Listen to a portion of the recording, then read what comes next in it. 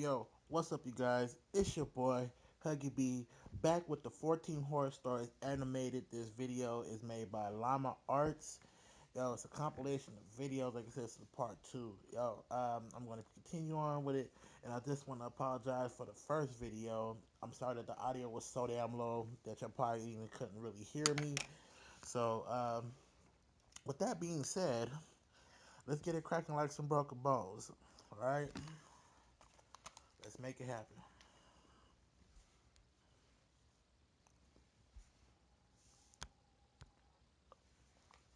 Hold on a second. I don't want to repeat what just happened. All right, let's make this happen. This happened 4 years ago when I was still in high school. I was told to do my last delivery of my shift. I got in my car, which was a 1999 Camry, perfect for delivering pizzas. I GPSed the address on my phone. I live upstate in the country, so all pizza deliveries were long drives. I remember the sun was starting to set, so it was probably around 7 o'clock. I'd say after a good 15 minutes of driving through the foresty dirt roads, my GPS said I had arrived. It was an old little cottage-like house made almost entirely of wood. It was sitting all by itself in the middle of absolutely nothing but forest. The Hell lawn was no. completely unkept, as the grass was almost at knee height. Hell I was used no. to this kind of thing, so I didn't think much of it. I took the pizza to the front door.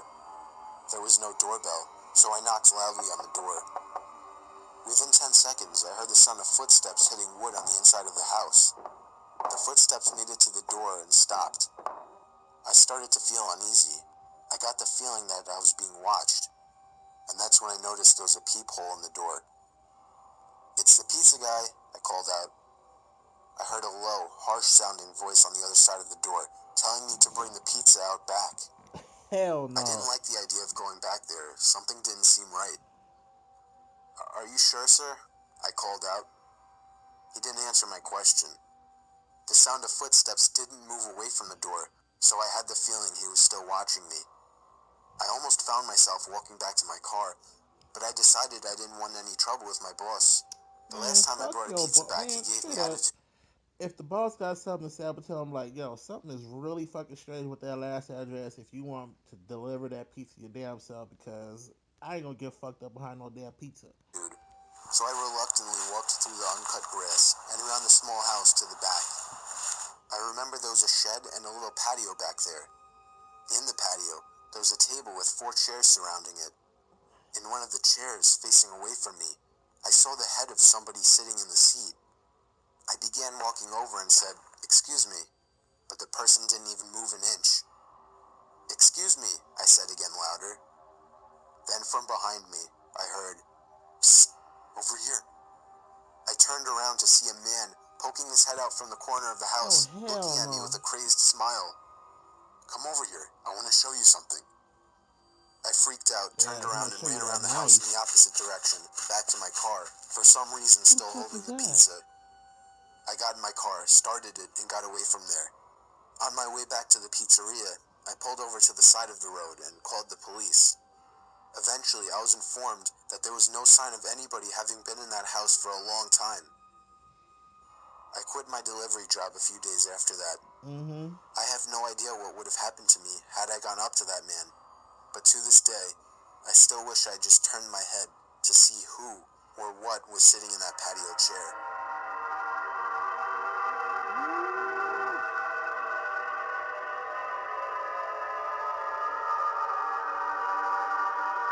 Hell no.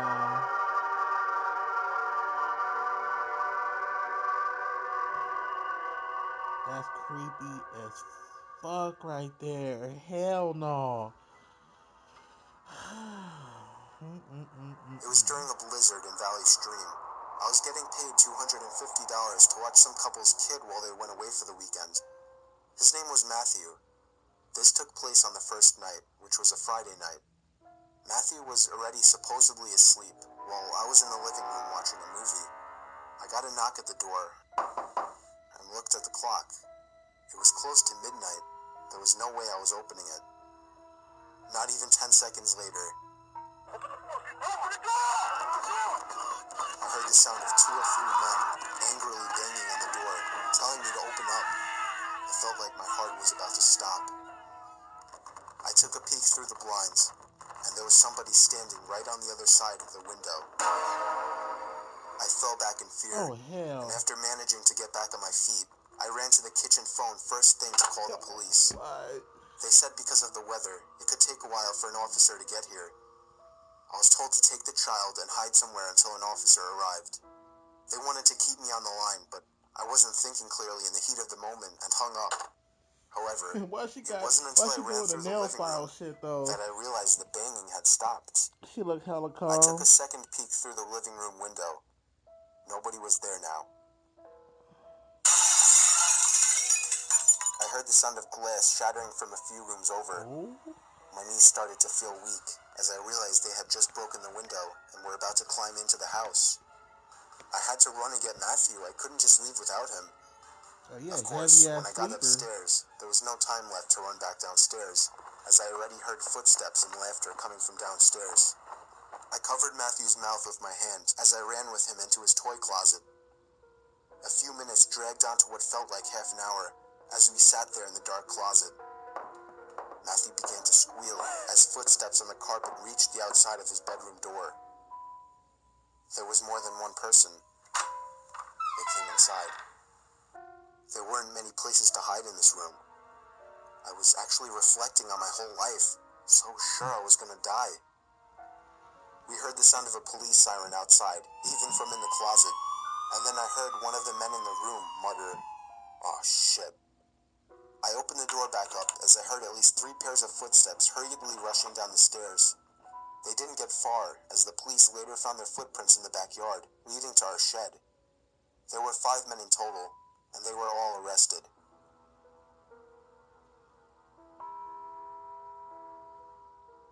Oh hell no. Anthony. This happened when I was 15 years old. My best friend Anthony wanted me to come over for the night, since his parents would be gone all weekend.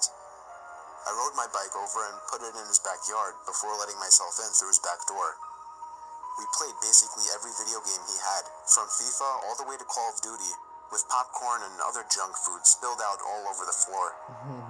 As the night progressed, we moved from video games to watching half a movie and getting bored, to doing prank calls at close to 10 o'clock.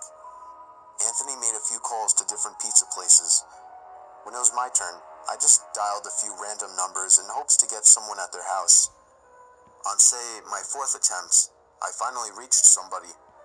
A guy with a deep and rough voice picked up, answering with a yeah instead of a hello.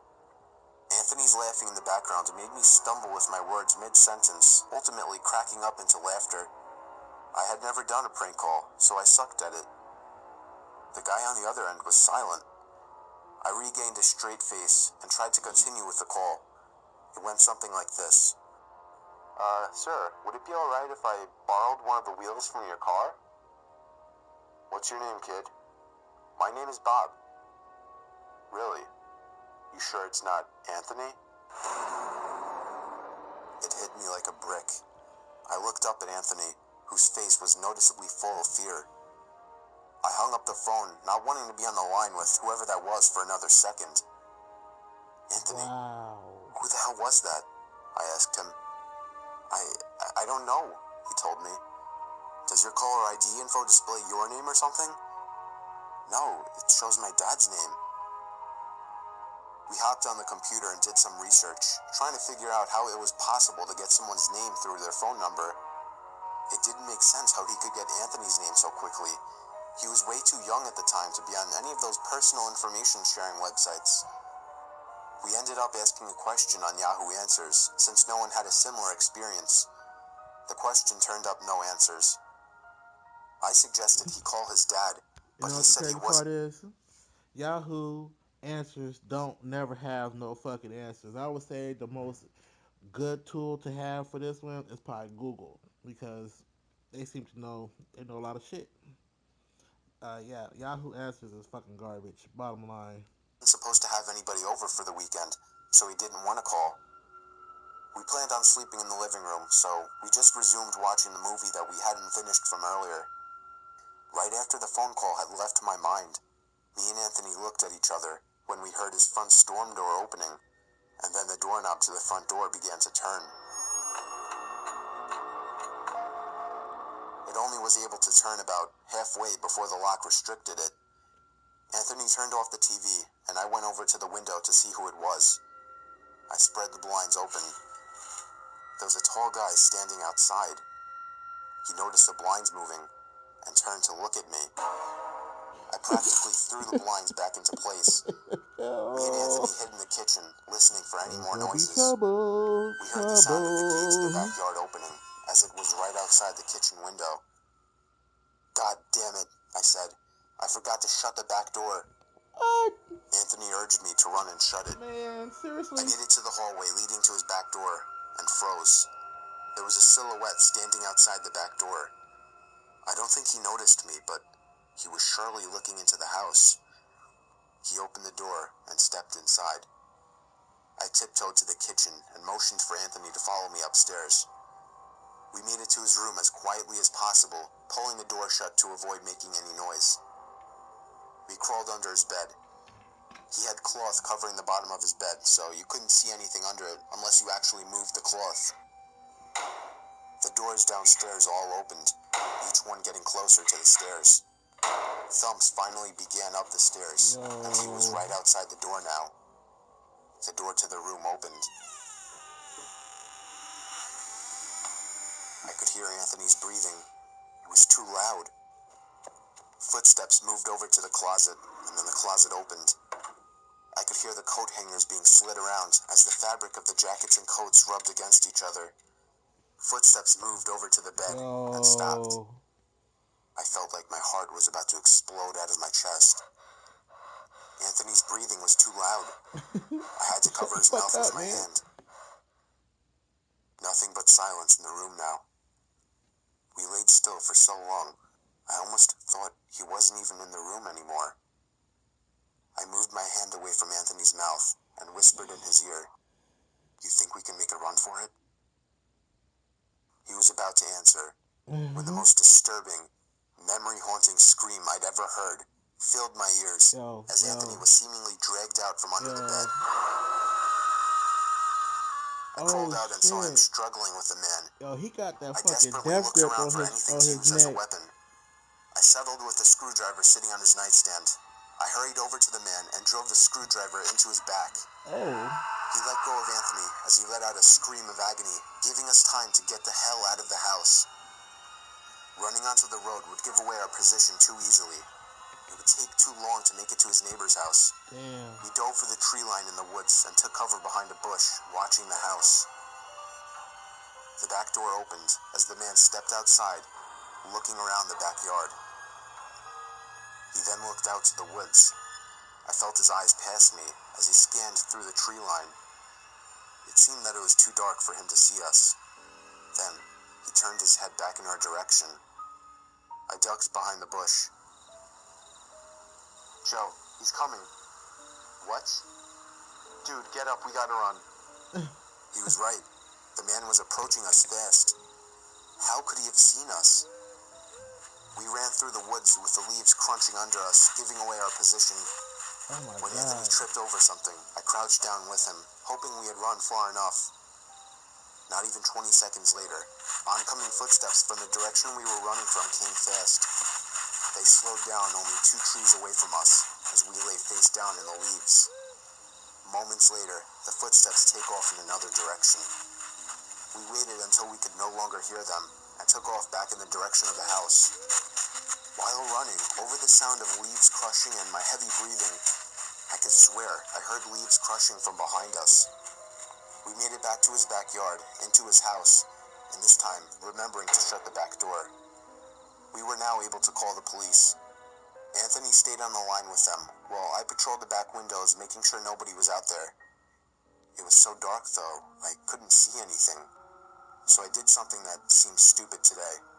I turned on his backyard lights, and immediately in the distance, over by the woods, I saw him, standing in front of a big tree.